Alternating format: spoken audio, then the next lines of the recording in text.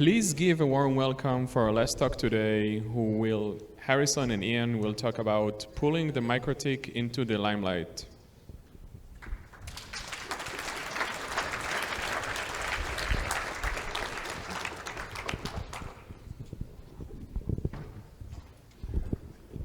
All right, hi everyone. Welcome to our talk. This is pulling MikroTik into the Limelight, demystifying and jailbreaking RouterOS. So I'm Harrison. I'm a security researcher at Margin Research, and I also do reverse engineering for the Dice Gang CTF team, and I'll be starting a PhD in the fall. Good afternoon, everyone. I'm Ian Dupont, also a security researcher at Margin Research, focused mainly on IoT and embedded devices. So as the name of our talk suggests, today we're going to be talking about knowledge that Harrison and I have gained and tools that we've developed reverse engineering MikroTik routers over the past handful of months. If you're not familiar with MikroTik routers, they can be a particularly difficult target to get into. As opposed to other routers, which may run more like a collection of independent binaries, MikroTik is very much a system-wide implementation. And there's not a ton of information available publicly about how that system-wide implementation works. In fact, MikroTik prefers to live more in obscurity, and the information that is available happens to be a couple years old now. So the purpose of this talk will really be to refresh that public information. And we're going to do that in four ways here. So first, we're going to take a deep dive into RouterOS internals.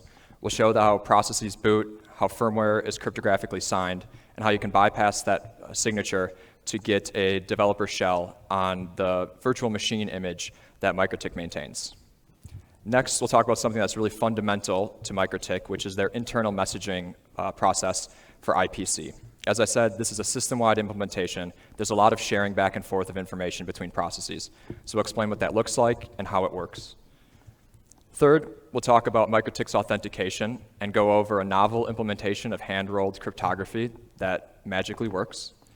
And then the talk will culminate in the release of a novel jailbreak, the first of its kind in over 3 years. Harrison will walk us through the vulnerabilities that make this possible and show you how you can get a shell on any version 6 RouterOS firmware. So the goal overall of this talk is a crash course to take you from potentially zero knowledge of MikroTik systems to a point where you can feel comfortable recognizing key aspects of the firmware, and then share with you tools that we've created to really accelerate your reverse engineering, tool development, tinkering, whatever you're interested in. So if you are someone that has zero knowledge of MikroTik and its routers, we would be remiss if we didn't at least do a high-level overview. So MikroTik is a Latvian router and switch company. They write their own firmware, manufacture their own devices. These devices are released with multiple architectures, so you can choose whichever you're most comfortable with reversing. Really, the most important thing and differentiator for MikroTik routers is the fact that they run a standardized operating system. So anyone who's done router reversing probably knows that it's not uncommon to take two routers from the same manufacturer that are comparable in quality, to open them up and see that they run services in completely different manners. That's not going to be the case with MikroTik. Every one of MikroTik's routers runs RouterOS, and all RouterOS releases are backwards compatible, which is nice for us from a reversing standpoint because anything that we find is immediately applicable to all RouterOS devices. And then MikroTik also standardizes this UI, extends their standardization to their UI, which is really nice from a user perspective. So here we have a RouterOS shell that gives us configuration options. If we prefer a GUI, this is the Winbox executable that MikroTik releases and maintains, just connects on a different port, and it gives you a GUI interface for the exact same configuration options. And if we take a look at the web configuration portal, WebFig, again, identical. So you only have to learn one configuration scheme for all of your MikroTik devices. Now that makes MikroTik a good product, but what makes it a compelling target to research? So this is a Shodan dump from a couple weeks ago showing over 3 million devices worldwide. And you see here that, of course, everything is running RouterOS. So this is a potential vulnerability because you can take CVEs, say a handful of end days like TrickBot did, and create a botnet of MikroTik devices that are unpatched. And they use this as a proxy between their infected devices and their C2 servers. You can extrapolate that and consider what happens if we find an O-day on these devices. Theoretically, it could be applicable to all 3 million MikroTik routers worldwide. So it behooves us as researchers to take a look, make sure the security is as strong as it can be. So That's what we're working with. Now that we know, we can dive into how it actually works. All right, so let's dive into RouterOS. So there's two main versions of RouterOS that are currently in use. So version 6 has been in use for many years now, and it's like the long-term support version. It runs a pretty outdated Linux kernel and a very outdated standard library. Version 7 was released just a few months ago. It was a pretty major upgrade, so they changed kernel versions, and they changed standard libraries, but they chose a really old one anyways, which is interesting. So a lot of the content in this talk applies to both version 6 and version 7, and we'll try to point out any differences. Most of the screenshots we show are from version 6, so the struct offsets and vtables might be slightly different in version 7, but it's all the same idea. So one of the cool things about RouterOS is that it runs on like a whole bunch of architectures. So for whatever reason, MikroTik decided to build devices in like every architecture they could. So it runs on 32 and 64-bit ARM, PPC, MIPS. It runs on x86, and it even runs on this tile architecture, which I'd never heard of, but apparently is a thing. And MikroTik also, they have standard libraries, but they re-implement a lot of their own functionality in these libumessage or libubox standard libraries. So they have their own internal library set that the processes all use. So libumessage is probably the most important of these. It manages inter-process communication and process lifecycle management. There's also libubox for some configuration abstractions, and so on. There's probably about 15 of these total. So one of the nice things from a reverser perspective about MikroTik is that RouterOS firmware is all available to download, and it's all unencrypted. So you don't have to get a device and get the firmware off of it. You can just go on their webpage and download it. So that's pretty nice. So all of the software for RouterOS is contained in these packages, these NPK files, which we think stands for Nova package. And the format is pretty standard. It's been described before. Essentially, an NPK file contains a lot of these blobs. Each blob has a tag, which is like an identifier, a size, and some data. In previous RouterOS versions, there used to be things like install scripts and update scripts, but those have been mostly replaced just by a single squashfs that contains all of the package data. One thing to note, though, is that packages are signed. So all of the packages have a signature that's verified when you install the package and also every time you boot the router. So it's difficult to sort of install your own packages as a researcher. This is sort of what the file system looks like in an overview. So the only writable region of the file system is flash read-write. And this contains folders like disk, which is where you can store user-uploaded files.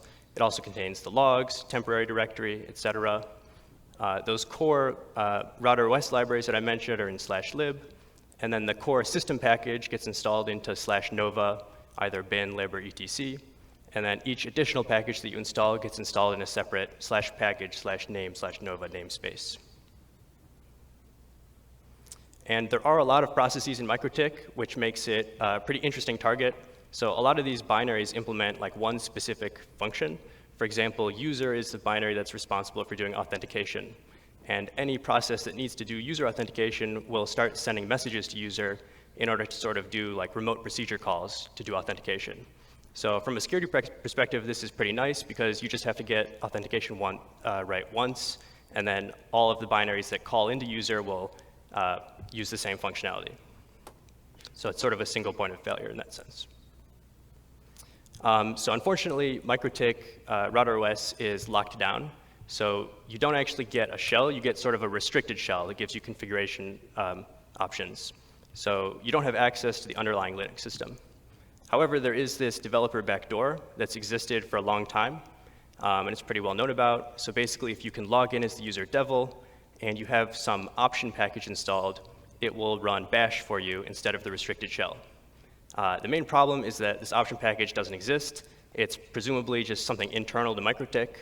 And additionally, since packages are signed, we can't easily just create an option package and install it ourselves. So one thing we can look at is how to disable this signature validation. So here's an overview of what the disk image for RouterOS looks like. This is version 6, but it's pretty similar for version 7, just the offsets are a bit different. So basically, there's two partitions. There's a boot partition, which is the first thing gets loaded, and there's a main partition. So inside the boot partition, you have the kernel image, and you also have this init rd.rgz, which contains this init binary. The init binary is the first thing that runs after the kernel, and it's responsible for loading all the packages, mounting the file system, and doing signature validation. Packages you install get installed into the main partition, and basically the whole package image is just stored in a single file, and it reparses it during each boot. So how can we patch out signature validation? Well, if we look in the init file, there's actually this nice function that does presumably check signature. If you're interested, you can find it by just grepping for that string. And all we need to do is just patch this to return true, and it will just say every package is valid even if the signature is not. So that's handy. However, we run into a problem. So how do we actually take this patched init file and replace it in our compressed init.rd RGZ? And specifically, there are a few problems. So the kernel makes some assumptions about where this file is in memory. Basically, when you compile the kernel, it knows that information, but if we change it, it gets confused. So we need to match a few things. One, we need to match the decompressed size of our directory, which is easy enough. Then we need to match the actual compressed size of our init.rd.rgz. And finally, we need to actually match the position in the boot image where we store this file. So if you just try to mount the boot image as a file system, for example, and copy it in, it'll just rearrange things and the kernel will get confused. But we can solve these problems. So the first thing we do to match the compressed size and the decompressed size is we can use this entropy trick. So the idea is we'll create this pad file in our init.rd directory and increase the size until our decompressed size matches. Then what we can do is basically change the amount of entropy in our pad file to adjust the compressed size that we'll get. And specifically, if we have low entropy, like a lot of zeros, our compressed size for init.rd.rgz will be very small. And if we include a lot of random bytes, the compressed size will be bigger. So as long as our target compressed size is somewhere in between, we can do like a binary search, and it perfectly matches the compressed size. Then once we have our new init.rd.rgz, all we need to do is just find and replace all of the individual sectors in the disk image. So rather than mounting as a file system, we'll just literally replace the actual bytes in the disk image. And that's pretty much all we need to get a shell. So now that we've patched out signature validation, we can just construct an option NPK with bin bash and bin busybox. Importantly, the signature doesn't have to be valid because we've just patched out signature validation. And once we reboot the router with this package, we can telnet as devil, and it will give us bash, and then we can just run our busybox shell, and we have a much nicer reversing environment. So this technique works on pretty much every version of RouterOS, and it gives you sort of a persistent backdoor, which is useful for research purposes. Cool, so now we're gonna get a little bit more into the weeds and talk about MikroTik inter-process communication, which is pretty crazy and a little bit seems to be inspired from TCP/IP, which makes sense for network developers, I guess. So the main player in this IPC is this Nova message object. So this has been described before in a few previous RouterOS talks, and essentially it's just a typed key value mapping. So there's a few different types: unsigned 32, unsigned 64, Boolean, string, bytes. You can store IP addresses, and you can have recursive Nova messages. There's two variants of this. So on the left, we see their sort of pseudo JSON variant. This is now deprecated, so RouterOS doesn't really use this anymore. And on the right, we see the serialized binary version. So this is what's in use across RouterOS nowadays. And it's not too complicated. We made like a little cheat sheet here. There we go. It might be a little hard to read. We've also tweeted this out if you want. I'm not going to get too into detail about this. It's like a pretty straightforward format. So you can implement your own decoder if you want. Cool. So keys in this message thing are 24-bit. And each key, so some keys are sort of like special keys. And the most significant byte of the key indicates like a group for namespaces. So we've shown a bunch of different namespaces here.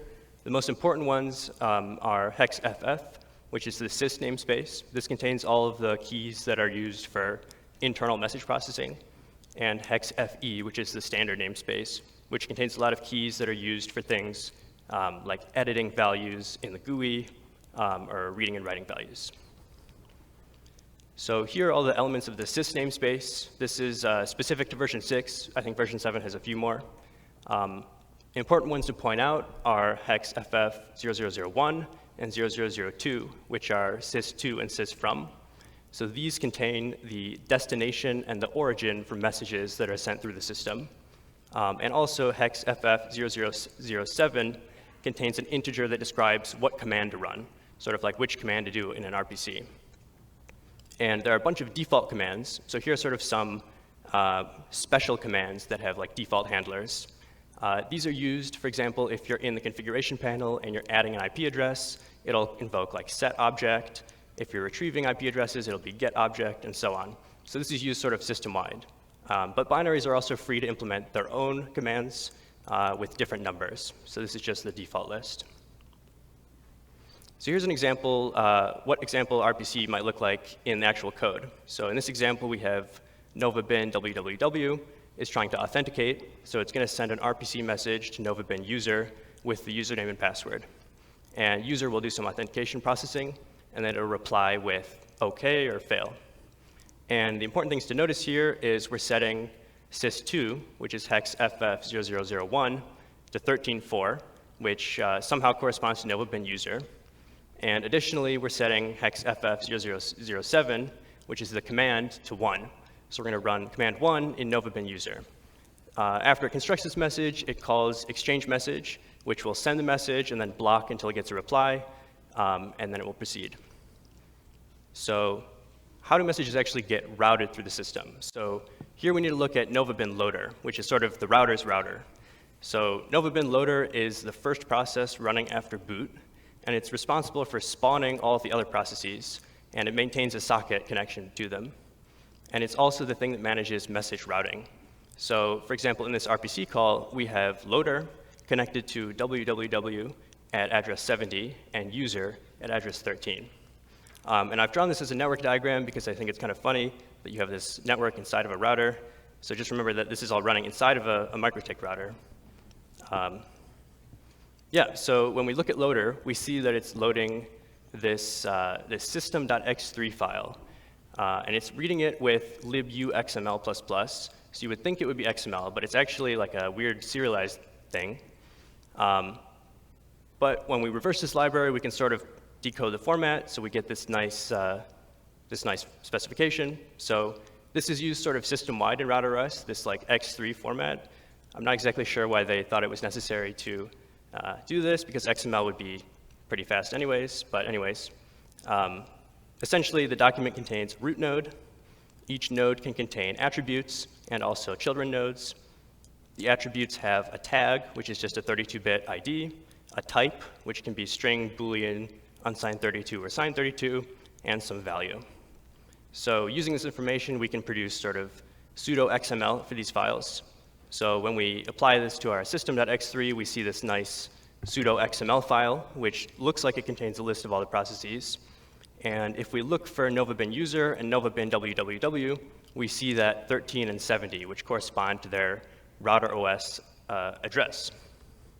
So that's pretty useful, but there's sort of a remaining question is we saw that it was setting sys2 to 13,4. So what does the 4 correspond to? Well, it turns out that there are these things called handlers. So processes can sort of create their own subnet by creating handlers. So in novabin user, we see a call to add handler with index 4. So that's what the 4 corresponds to. So now our network diagram expands a little bit. So under user, we have all of its handlers, one of which at index 4 appears to be some sort of login processing handler. Handlers work mainly by using vtables. So the handler has a huge vtable that implements functions for all of those default commands that I showed before. And also it can implement things like just a pure handle command, which gets invoked for any command. Inside message handling, handlers can do introspection on the message, so they can pull out fields, they can check if a message has certain fields, and then if the message was a request, they can respond to the message with reply message, or if it was an error, they can reply with an error, and so on. So this is, when you start reversing RouterOS, you see a lot of this type of code. This is the bulk of the communication. So there's sort of one more player. So every process has a Nova looper. And the looper is sort of like the main struct that's used by the process. And it performs the handshake with the loader and facilitates communication. So every looper contains a default handler. So for example, if you send a message just to a binary, not to its handler, it can handle that directly. And the looper also provides the communication abstractions like exchange message and send message. So I want to do a quick example of how messages are actually routed through the system, because it's sort of interesting. So here we have an example diagram. We have our loader binary. We have two processes running, foo and bar, at address 12 and 34. And bar has a handler at address 50 called sub. So in this example, foo is going to send a message to bar/sub. So we start. Foo basically creates a message with sys2 set to the destination, in this case 34,50. And initially, sysfrom is empty.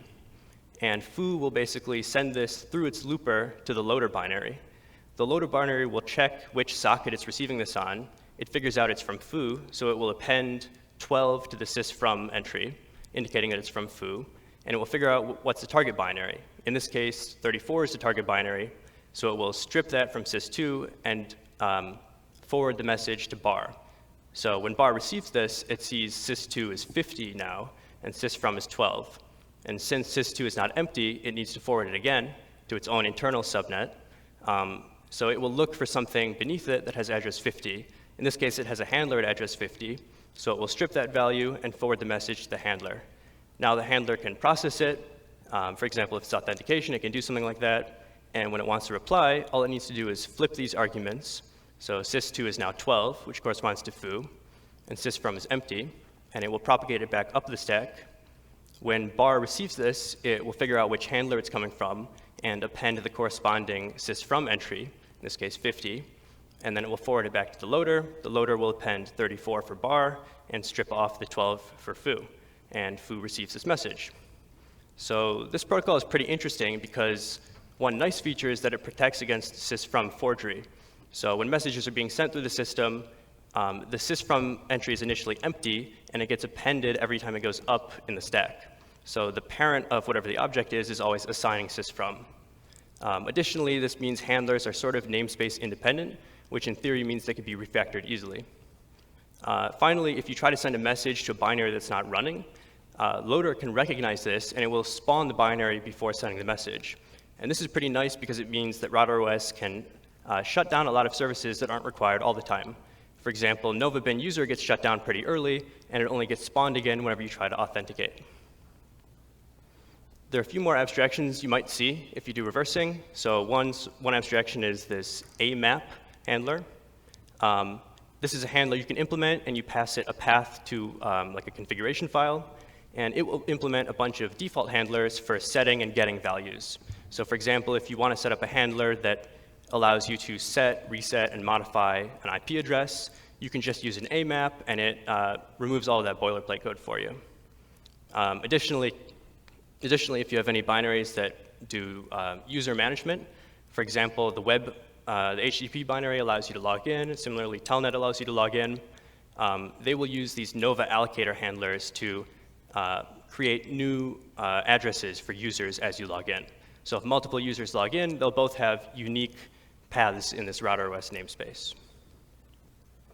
But what if you want to talk to several people? So the example I showed before was one binary to one other binary. But it turns out RouterOS also has multicast.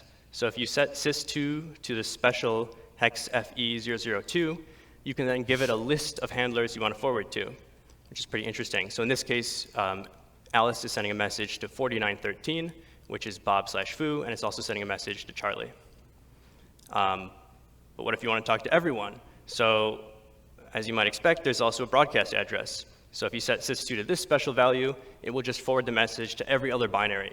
And the only place we've seen this being used is when a user disconnects from a session, it'll broadcast a disconnect message to all of the other binaries, indicating that this user has deauthenticated.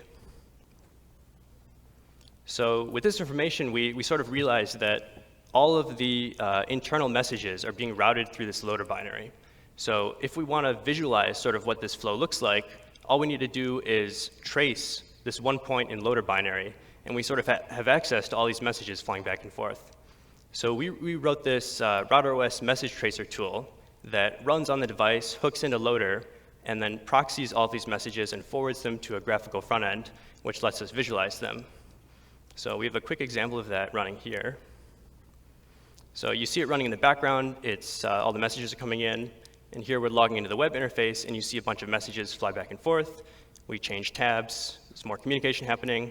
There's actually a surprising amount of just persistent communication that happens in RouterOS. In the bottom left, you see that the net binary is sending messages about once a second. And there's a lot of other binaries that send messages every 5 seconds or every minute, et cetera. So with this tool, we can sort of page through, look at all of the raw messages. It also pulls out like those specific sys keywords that I showed before. So this was sort of a useful tool for finding interesting communication in RouterOS for us. Cool. And I'm going to pass it back to Ian for authentication. All right, so now we're moving into, I'm sure, what everyone has been waiting for, talking about authentication and MikroTik cryptography. So if you're one of those people whose eyes are starting to glaze over at the thought of cryptographic protocols, I just ask that you give this a shot. This is a novel implementation of some hand-rolled crypto that I don't think you're going to see anywhere else. So hypothetically, to start, if we're creating a service that requires authentication and we need to do some sort of encryption, what would we do to share secrets? And an easy and totally viable answer is use something like elliptic curve Diffie-Hellman, which is tried and true. And this is actually what the www binary that's listening on port 80 does. It has a server and a client, or Alice and Bob for more generality, that have their own private keys A and B respectively. You multiply your private key times G, which is a generator point with known strong cryptographic properties on the curve, and then all these calculations are taken modulus some large prime P to create a trapdoor function. Now all of a sudden we have a value that even if you intercept A times G and you know G, you can't back calculate A. Meanwhile, both sides are able to progress and share their secret by multiplying their private key times the value that was transmitted over the wire. So this is exactly what www does. Elliptic curve Diffie-Hellman over standard curve 25519 generates a shared secret. Shared secret initializes RC4 transfer and receive keys. So that all sounds really good. One would expect then that this is the same process that's used on other services on MikroTik. However, if we just blindly throw elliptic curve Diffie-Hellman at, say, mproxy, which is listening for Winbox traffic, that GUI I showed earlier, we fail. So we have to figure out why we fail. And what we can do is we can use tooling that we developed, say Harrison's message tracing tool that he showed just a minute ago, and intercept messages from each of these binaries to the user authentication binary. And what we find is wildly different results. You can see these long raw strings here that have long values that are presumably points or public keys, but it certainly doesn't look the same, and it certainly doesn't look like elliptic curve Diffie-Hellman, at least on the surface. So let's take a step back, work with what we have. We'll start by looking at function signatures. We see a lot of calls to the curve 25519 class. That feels comfortable. That's our Montgomery curve. We see big num and red num, reduced num, which are just vectorized representations of large integer values, and these are pretty standard for cryptographic math. Where things kind of go off the rails is this W curve class. That's presumably the Weierstrass curve, which is a different elliptic curve, as shown here with a different formula, but obviously not the same like what we saw in elliptic curve Diffie-Hellman. And then we have these other functions like red P1 and the 2-bin function of the curve 25519 class, which are doing plotting and then conversions back and forth between curves. So clearly something else is going on here that doesn't look as straightforward as we would hope. So it might be tempting to dive into each of these functions and figure out what they do. And I admit that that's exactly what I did. But what serves you better in this case is to avoid going down the rabbit hole that is cryptographic reverse math and just Google. And in a rare stroke of luck, we actually get some information from MikroTik. They publish on their wiki this statement here that Winbox uses ECSRP5 for key exchange. So that's great. If you don't know what ECSRP5 is, you're certainly not alone. What it stands for is Elliptic Curve Secure Remote Protocol, which is a specific form of secure remote protocol, and SRP is opaque. And opaque protocols are really clever ways of performing authentication during key exchange. So instead of sharing a secret, encrypting a username and password, sending that over the wire, instead what PAKEs will do is take the username and password and inject that data into the cryptographic calculation. You can imagine if we have a properly constructed protocol for this, that if both sides are using the same username and password, then both will arrive to the same shared point and the same shared secret. Whereas if you flip a byte and put in an incorrect password, that will change maybe hash values, it will certainly change point coordinates, and then you end up with a different value and the shared secret fails and authentication fails as well. So that has some really nice benefits. You never have to transmit the password over the wire, encrypted or otherwise, and you never have to store the password on the server. You could just store a hash value or something known that would perform this calculation for you. So that's all great. Again, doesn't tell us what we're looking for. We're looking to replicate this protocol to authenticate. And what we find is that if we do a lot of digging, elliptic curve secure remote protocol is much more rare than the standard SRP version, which implements RSA. So, in fact, there's very little out there that tells you anything about it, except for one particular article, which, thanks to the Wayback Machine for archiving this, is a 2001 IEEE draft submission, which, to the best of my knowledge, has not been implemented as an IEEE standard. But it's the best we've got. It looks enticing. So let's dive into it. And it's a little heavy. I'm not going to go through this because there's a lot going on here. And if we try to take this all on at once, we're going to get very confused. So let's break this down component by component, and let's start with the differences. So we notice that MikroTik, again, is using these curve 25519 classes for the Montgomery curve. That's not referenced at all in our draft. But what we can find is that it's only using these curve functions when it's converting final points back to Montgomery from Weierstrass and sending those over the wire. So let's just abstract that away, because that's a conversion that we can do. We can replicate that and focus on the core math, which is all being done over the Weierstrass curve, similar to the draft. What we find is that MikroTik is doing a lot more under-the-hood, heavy cryptographic math, and it doesn't look similar to just the straightforward functions that are defined in the draft. We can try to reverse and do our best here in Binary Ninja to get some function signatures, and again, we can be tempted to dive into this math. But again, this is heavily optimized cryptographic math that is painful to reverse engineer for decompilation or disassembly. So instead, let's back up, use tools at our disposal, say let's dump some values from these functions to see what the points look like. And what we find is z coordinates in all of the point calculations. And that's odd because we're familiar with this two-dimensional formula here that we've shown for elliptic curves. But in fact, more Googling can tell us that elliptic curves can be represented in three-dimensional space, projective space, and the z-coordinate is shown here. What MikroTik's actually doing is performing these calculations in 3D, then projecting that point down to a plane where z is equal to 1, and now we're back into our standard Weierstrass curve. So again, now that we understand what math is being done, and it's eventually getting back to this two-dimensional affine form, let's abstract away that three-dimensional equation and all the math that's being done. And now we can just focus on the core components, the core math, that is theoretically identical to what the draft shows. So let's start piece by piece again. Public key derivation for the client looks really nice. This is elliptic curve Diffie-Hellman here, basically. Private key times G, same on both sides. The server calculation is a little bit more convoluted because this is where we inject that username and password information, given that this is opaque. So we take some concatenation, some hashes, the salt, to get this I value. This I value is input to get a point on the curve gamma, and then the x-coordinate of gamma is used to calculate the public key. We can figure that out. But the important thing is, what is MikroTik doing? And here we have our first concern. So MikroTik is very clearly double hashing this x-coordinate before it plots it on the curve. And because we know that hashes are irreversible, this is concerning because this is going to have knock-on effects that the client has to replicate. So now all of a sudden we should expect differences in the final calculations. And what we see here in orange is that quite a bit is different from the MikroTik calculation versus the draft. I'll admit at this point, I assumed I did multiple things wrong, reviewed the code, and this is in fact how MikroTik calculates from the client's perspective on the left, the server's perspective on the right of the equal sign to share a secret, and it does work, which is pretty remarkable that so many changes can result in a valid cryptographic protocol. So we can revel in this. I certainly did. You can as well. But that's not the goal of our investigation here. We want to be able to authenticate, and there are a couple steps left. So we'll transmit a confirmation code. It'll be the hash of some values to prove that we have the shared secret. And if we have the shared secret that's the same, that is also performed authentication, given that this is opaque. Then we can use that shared secret to initialize AES, CBC keys and IVs, HMAC keys for message authentication, for transferring and receiving.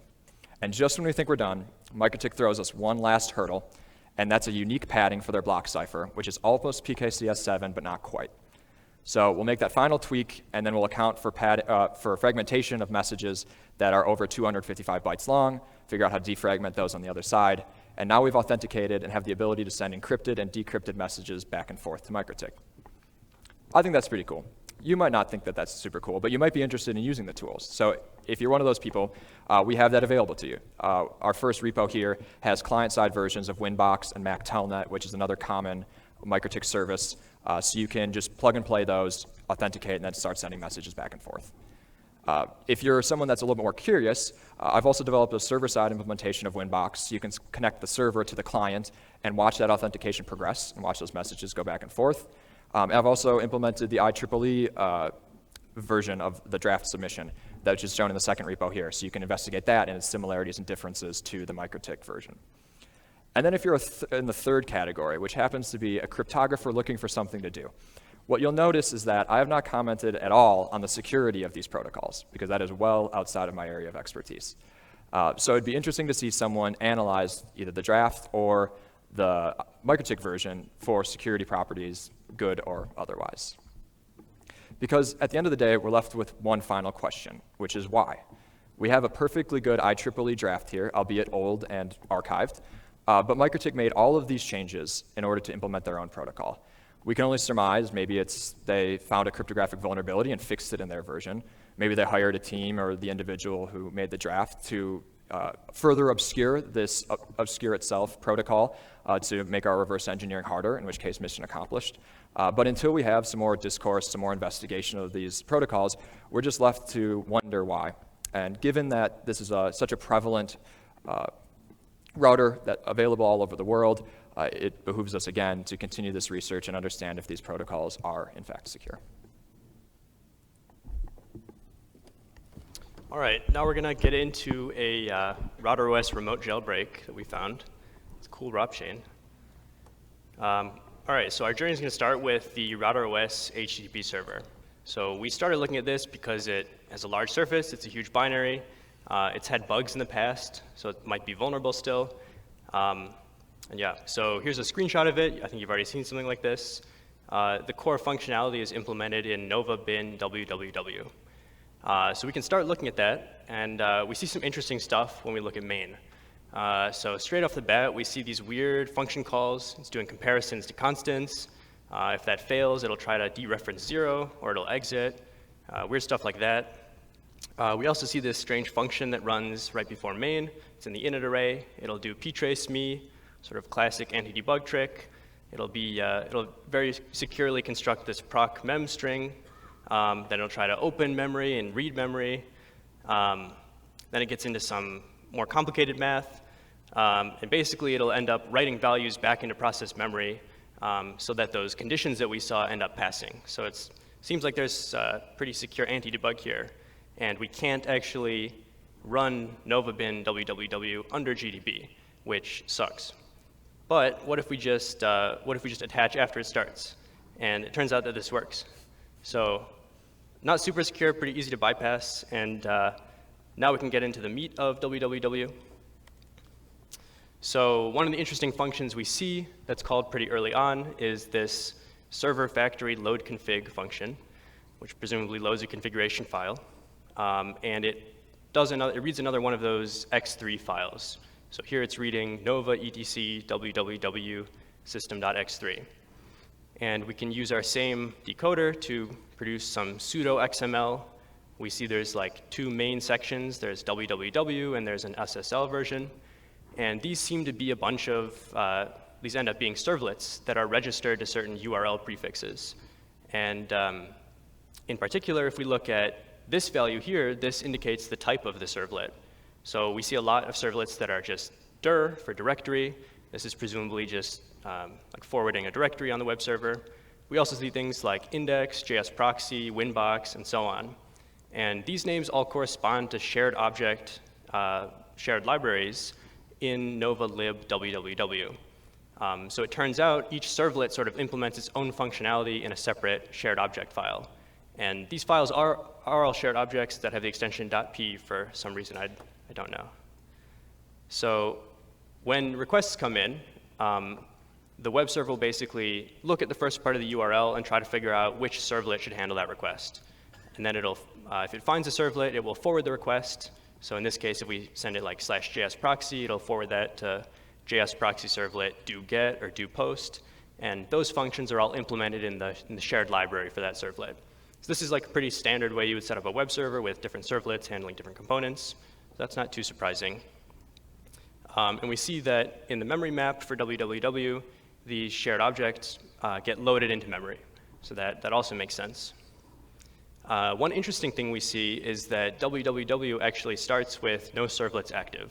So it has this configuration list, but it doesn't actually load them until you request something with that URL. So for example, here's a snippet of the logs for www. The first 4 lines are just printed when it starts up. Later on, we try to load /JS proxy, and then we see this message, found servlet, loading, and that indicates that it's loading it. So that's interesting. Additionally, with our message tracer, we saw this kind of weird message happening every time we loaded a servlet. So it's strange because it's sending a message from www to www/2. So why? And also, we see these 2 kind of suspicious values here, which look a lot like virtual addresses. And remember that this is all inter-process communication. So the idea is you're sending messages from one process to another process. So these virtual addresses should be sort of meaningless when you switch processes. So what is happening here? So we can look at www/2. This is the handler that it's invoking. Most of these handlers use the default function, which just does nothing. But we see here that they've implemented command unknown, which will get invoked for commands it doesn't know about. And in this case, it's doing something FOIS handler. So that's interesting. So we can look at FOIS handler, and it's really small. And all it's doing is pulling the value 11 from the message, and then invoking that as a function with 2 other values that it's pulled from the message. So that's pretty weird. So if we can invoke this handler with a message we control, we can just call any pointer with 2 additional pointers that we also control, which is pretty interesting. So it turns out that the MikroTik developers thought it would be a good idea. Basically, when a servlet loads, there's a function that needs to run. So instead of doing something reasonable like having www look up a symbol in the library and calling it, they just have the library send a message to www with the function pointer, and then www will call it. So that's pretty interesting. So can we call this? So as Ian described before, when we authenticate with Winbox, after we reverse engineer the client, we can send arbitrary messages internally. This happens all post-authentication. So for example, here we're trying to send a message to a binary that doesn't exist with hello world, and we see that pop up in our message tracer. Unfortunately, you see there's also a lot of extra fields that are getting appended here because our message is getting proxied through a binary. And there's one that's very frustrating, which is this permission field. So basically, depending on which user you authenticate, they will have different permissions. And this permission is specified in a bit mask, and it gets appended to whatever message we try to send. So if we try to, once we send this message, the target handler will check the permission before invoking the handler code.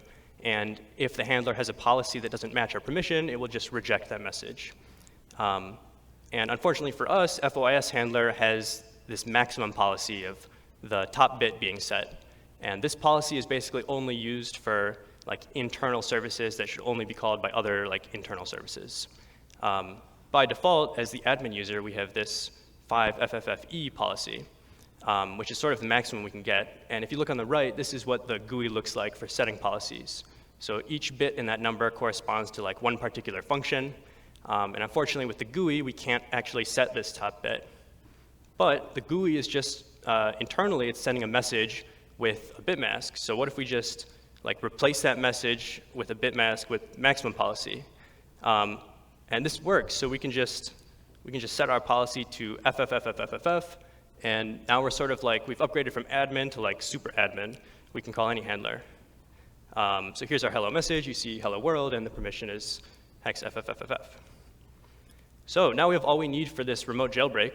The first thing we're going to do is upload 2 binaries. So we'll upload stage 2, which is just like a shell spawner. We'll upload BusyBox because it's nice to have. We can do this with FTP. You can also do this with the web server.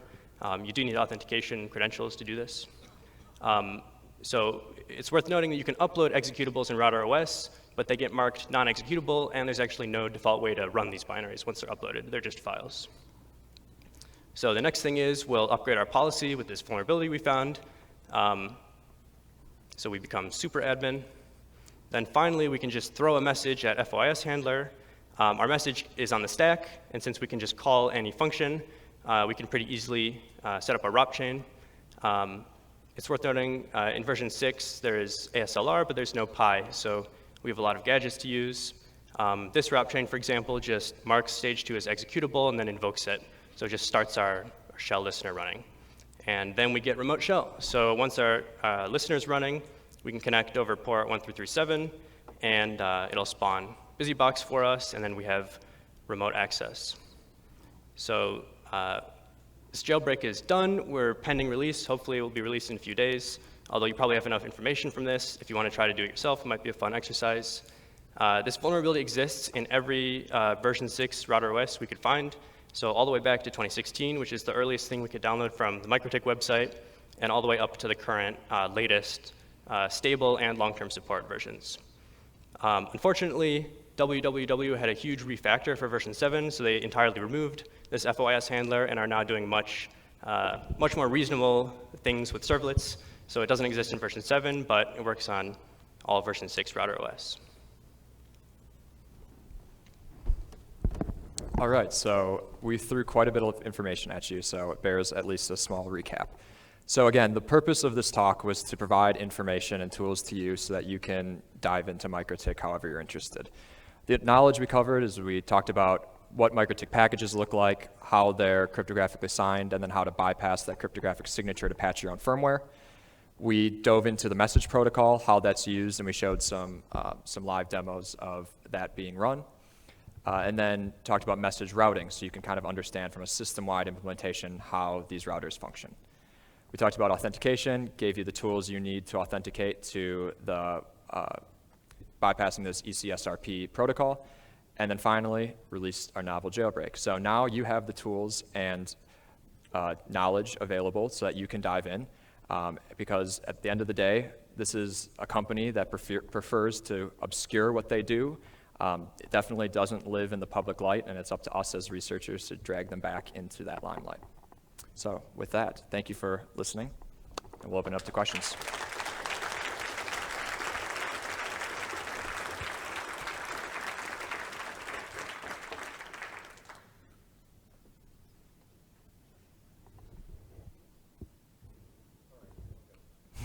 Yeah. Bear with me, if you will. It's late in the day, and I'm kind of tired. Yes, sir. I wanted to summarize the mistakes they made at a high level. So there's a backdoor because of the devel login. The signature was based on size instead of cryptographic hashing. Is that what I understood? Are you referring to the package signature? Yeah. Yeah, so the package signature, as far as we know, is pretty legit. Basically, we just patched the firmware directly to remove signature validation, which is something you can only do if you have access to the firmware. And then they hand-rolled the crypto while not being a cryptographer, right? Sorry, can you repeat? Hand-rolled the crypto, yep. Yeah. They enabled GDB with minus attach. The voice handler sends a raw address instead of validating a lookup. They had an unprotected policy bits. What did I miss? That sounds pretty good. Sounds pretty comprehensive. That's most of it. All right, thanks.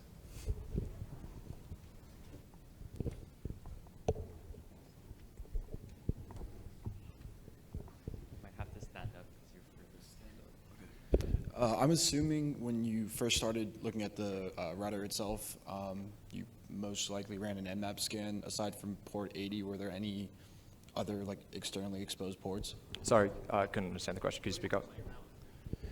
When you guys first started looking at the router, I'm assuming you ran like an Nmap scanner just to see what was open. Aside from port 80 or whichever port the web UI is fronted on, is there anything that's noticeable that's open, like an FTP server or something like that? Yeah, there are a few other services running. So I think by default they have Telnet, SSH, FTP, sort of standard things. They have their kind of proprietary services as well. So Winbox, that GUI is automatically exposed. Mac Telnet, which I referenced, is just another way of getting kind of a shell. They give you scripts to basically implement your own Mac Telnet client. So yeah, they do have a variety of services exposed.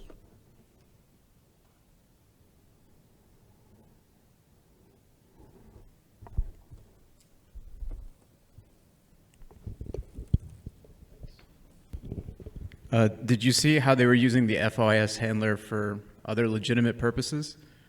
Yeah, so Or were they?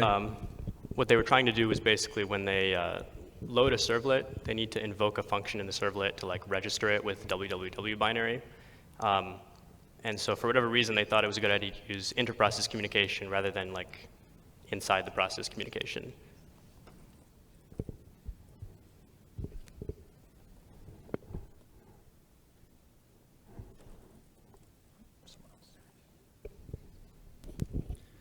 When you patched the init.rd, how did you actually get that back on the device? Did you already have file system access, or how did that take place? Yeah, so we were doing most of our research with the virtual image, so we're running it like in VirtualBox, so we just have access directly to the disk image. Not super familiar with the actual device. I know you can reflash certain parts if you have like physical access, but that's not something we looked into in great detail. Okay, thank you.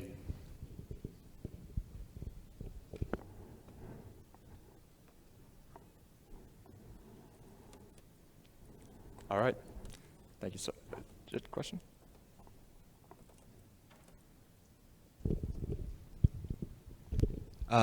For your compression matching, did you use a tool, or did you write a tool for that? And did you do the math for the compression, or did you just kind of keep upping the entropy until it matched?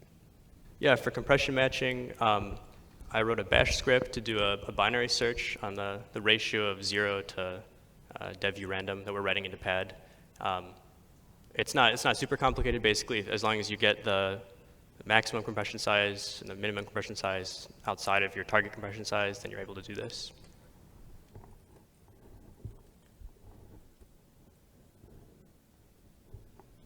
All right. Thank you all.